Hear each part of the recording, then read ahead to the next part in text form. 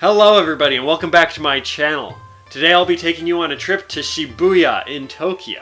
Shibuya is home to several good attractions, such as Meiji Jingu Shrine, as well as Shibuya Crossing, both of which we'll be taking a look at today. So, these pictures were taken before I started my YouTube channel on my Christmas trip to Tokyo. And so, it's mostly just images, though there are a couple of videos in there, but these were intended to be put up on a blog, hence the slideshow format instead of video. But I'll walk through it and kind of explain some of the photos like I would on a blog.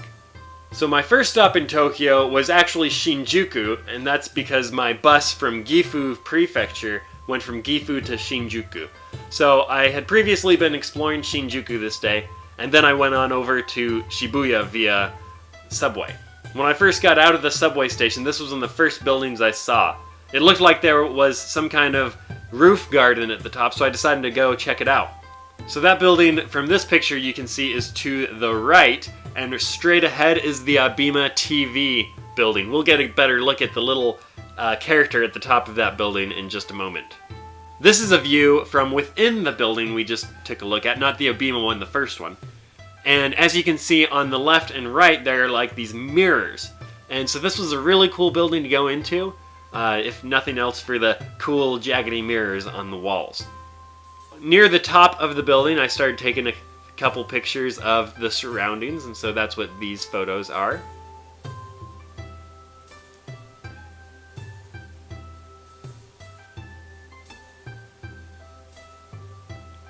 Here's a better look at the character as well as a skyline of the city. And here we have the roof garden of the building. As you can see in the background, we can still see the Abima character, and there are lots of chairs and places to eat. There's also a cafe in this building, so if you're interested in hanging out at cafes, this is a good place to go. And then here's another view from the garden. This was a street that was fairly close to this area, and I think it was oriented more towards teenagers and children, but I wanted to walk down it just to take a look because I like to see as much as I can when I'm traveling somewhere. And this photo was taken with my phone at my eye level, so that kind of gives you an idea of how tall the people around me on this street were. Here we have one of the Shinto gates at the entrance of the park area where Meiji Jingu is. These gates are all over Japan. Most of the time they are red or some kind of wooden color. As you can see, this one is a very natural wooden color.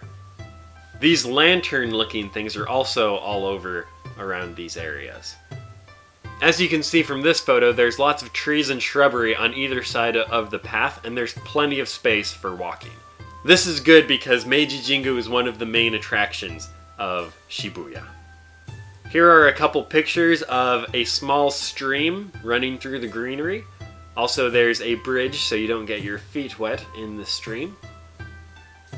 As you can see from this picture, I was sporting a beard and my adventure hat.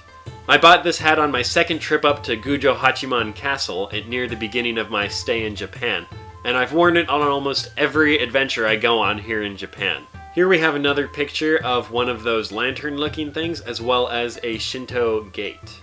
Here's a selfie I took with the gate.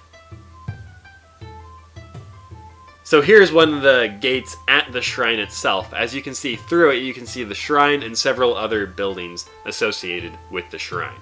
These next two areas show the area where people go to take part in the washing ceremony thing that they have in the Shinto shrines. And so you can see there are a bunch of ladles as well as a fountain here.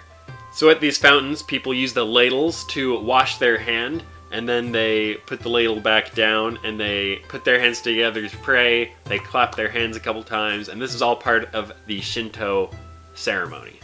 Unlike Christianity, where the day of worship is typically on Sunday, where Sunday you go to church, with Shinto, you can do this basically whenever you want. There are days where it might be more crowded, such as on holidays or like New Year's or something, but you can just go whenever you want and take part in the ceremony.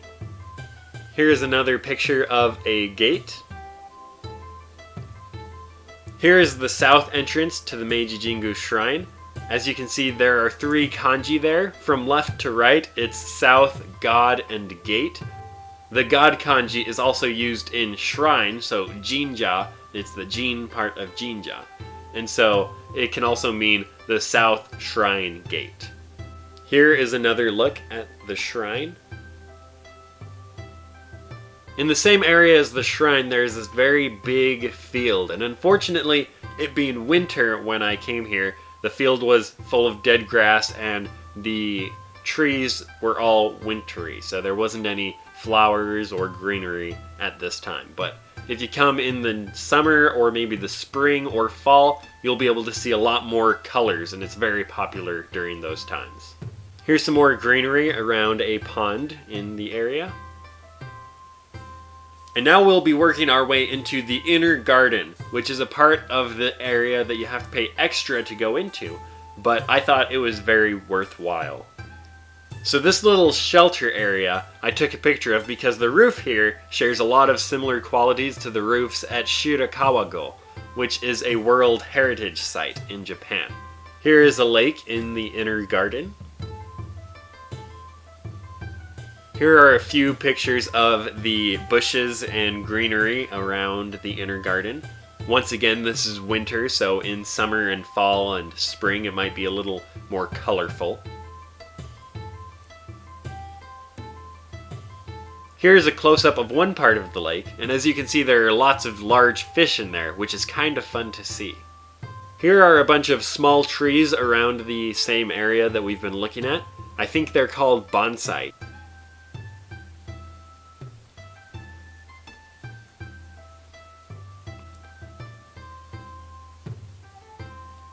And here in the deepest part of the inner garden, you'll find Kiyomasa's well.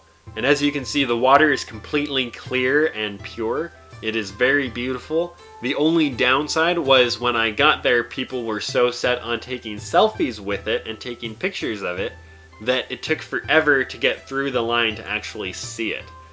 This is one area that is very disappointing in the winter that would probably be much better during spring and summer again. Because all those little sticks you see in the field are all certain types of flowers, and so they'll be blooming in these other times of the year. Now we're going to take a look at one of the most iconic places in Shibuya, Shibuya Crossing. I don't think any picture of this crossing would be adequate to show what it's like, so we're going to show you a couple videos. First, I'm going to show you a video from this window showing what it's like to be an observer of the intersection, and then I'm going to show you what it's like inside the intersection itself. So let's take a look.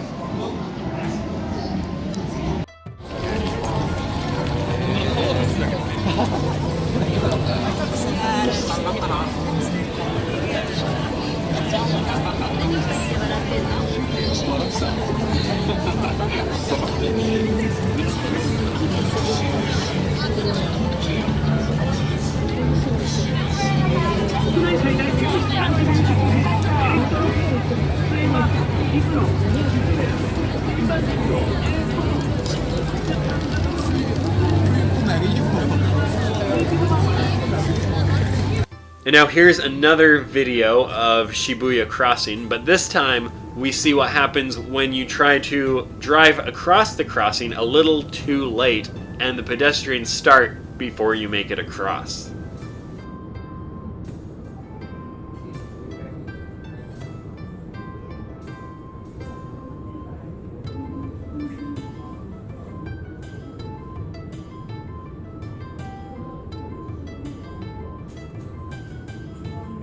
And finally, here is Shibuya Station, with the crowds of people just waiting to cross the street. As you can see, there are hundreds and hundreds of people, and that's just at one corner of the intersection. I like to end all of my travels with a nice view, so I climbed up to the top floor of one of the nearby buildings and took the following pictures. Please enjoy.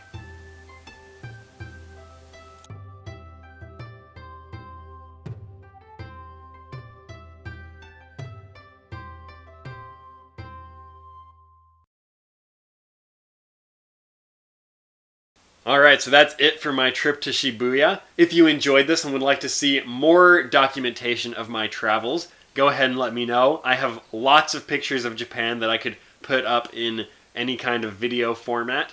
If you would rather just me put some music up to the photos and have it go in slideshow format instead of hearing me talk and explain the photos, let me know as well. I can do that as well. I hope you enjoyed our trip to Shibuya, and I will see you in the next video.